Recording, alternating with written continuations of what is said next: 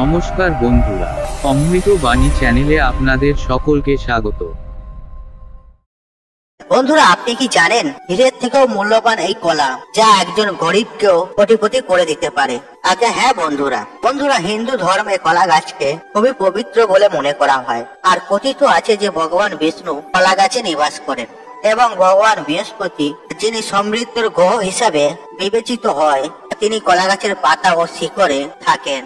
আর জ্যোতিষ শাস্ত্রে বৃহস্পতিবার ভগবান বিষ্ণুকে উৎসর্গ করা হয়। আর বৃহস্পতিবার কলা গাছের পূজা করলে ভগবান বিষ্ণু ও মা লক্ষ্মীর বিশেষ কৃপা আশীর্বাদ পাওয়া যায়। বন্ধুরা, আমি এই ভিডিওতে আপনাদের সাথে কলা গাছ ও কলা সমৃদ্ধ কয়েকটি বিশেষ প্রতিকার নিয়ে এসেছি, আর যেগুলি মেনে চললে আপনি আপনার জীবনের সমস্ত ধরনের সমস্যা দূর করতে পারবেন। এবং আমি সুনিশ্চিত ভাবে বলতে পারি, আর এই কলা যদি আপনি গৃহে আনতে পারেন তাহলে বছর যত যাবে আপনার টাকা, ধন সম্পত্তি, জমি জায়গা তত বাড়বে।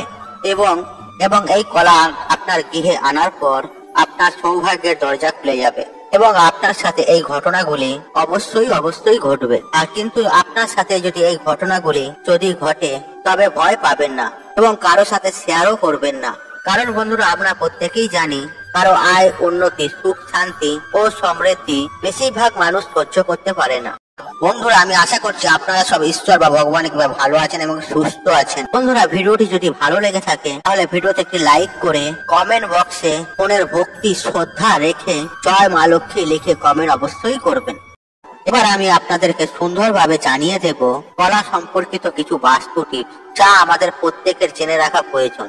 নাম্বার 1, যদি আপনার বাড়িতে বা বিবাহিত জীবনে স্বামী স্ত্রীর মধ্যে ঝগড়া কলহ লেগেই থাকে তবে এমন পরিস্থিতিতে আপনার কলা খাওয়া বন্ধ করা উচিত।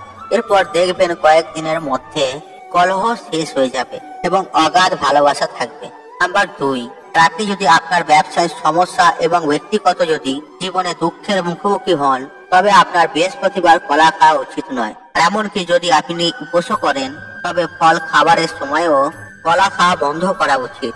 নাম্বার 3, বন্ধুরা, দাম্পত্য জীবন বা ভাগ্যের অধিপতি জীবন বৃহস্পতি। আর শাস্ত্রে অনুসারে বৃহস্পতি বার কোনো অজানা ব্যক্তির কাছ থেকে কোন রূপে কলা গ্রহণ করবেন না।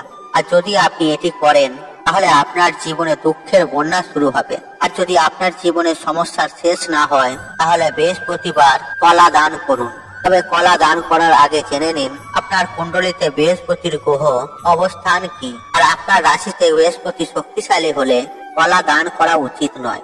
তবে বৃহস্পতিবার কারো কাছ থেকে হলুদ জিনিস দান গ্রহণ করা উচিত নয়। আর যদি কেউ এই দিনে দান করে তবে তিনি খারাপ প্রভাব থেকে নিজেকে বাঁচানোর জন্য এটি করেন। তাই এই দিনে হলুদ জিনিস গ্রহণ করবেন না। নাম্বার 4, আপনি যদি একজন ব্যবসায়ী হন অথবা আপনি যদি একজন কর্মজীবী হন তাহলে এই প্রতিকারটি করুন। তাহলে আপনার অঢেল সম্পদ পেতে শুরু করবেন।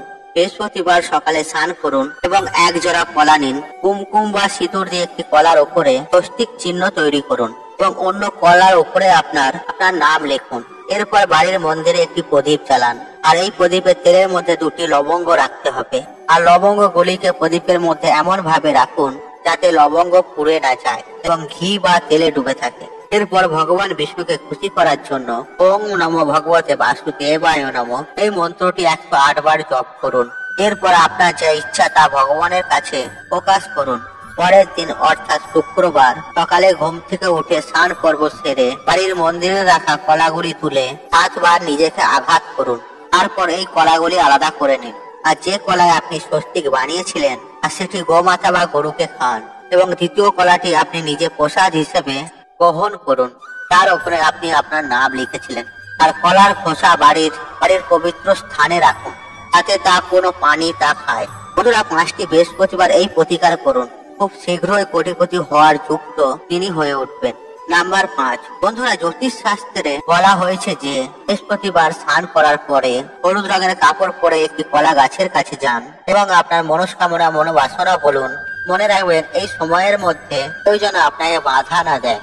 আর এটি বিশ্বাস করা হয় যে এটি করলে আপনার সকল মনের ইচ্ছা, মনোবাসনা, মনস্কামনা খুব শীঘ্রই পূর্ণ হবে। নাম্বার 6, বন্ধুরা, আপনি যদি আপনার বাড়িতে সুখ, শান্তি, সমৃদ্ধি এবং সম্পদ চান এর জন্য কাউকে না জানিয়ে কলা গাছের শিকড় নিয়ে এসে ঘরে রাখুন এরপরে এটিকে গঙ্গা জল দিয়ে ধুয়ে একটি হলুদ মতো বেঁধে দিন। এই কলা গাছের শিকড় আপনার বাড়ির সিন্ধুকে বা আপনার টাকা রাখার জায়গায় রাখুন। জ্যোতিষ শাস্ত্র মতে এমনটা বিশ্বাস করা হয়েছে, এই উপায় বা প্রতিকারটা যদি বৃহস্পতিবার করা হয় তবে তা বেশি উপকারিতা প্রমাণিত হয়। নাম্বার 7, বন্ধুরা এই কথাটি মনে রাখবেন, তখনই আপনি পূজা ইত্যাদি করবেন তখন ভগবানকে জোড় সংখ্যা কলা নিবেদন করুন। বিজোড় সংখ্যা কলা কখনোই ভগবানকে নিবেদন করবেন না।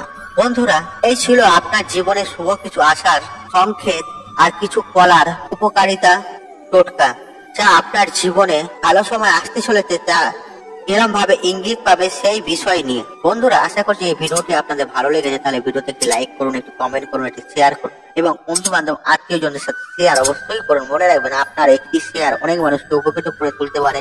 আর আপনি যদি আমার চ্যানেল নতুন হয়ে থাকেন তাহলে চ্যানেলটি অবশ্যই সাবস্ক্রাইব করুন এবং পাশে থাকা নোটিফিকেশন অন রাখুন, কারণ এই রূপ নিত্য নতুন ভিডিও সবার আগে দেখার জন্য। ঈশ্বর আপনার মঙ্গল করুক, আপনি সুস্থ থাকুন, নিরোগ থাকুন, আপনার দিন মঙ্গলময়। হরে কৃষ্ণ।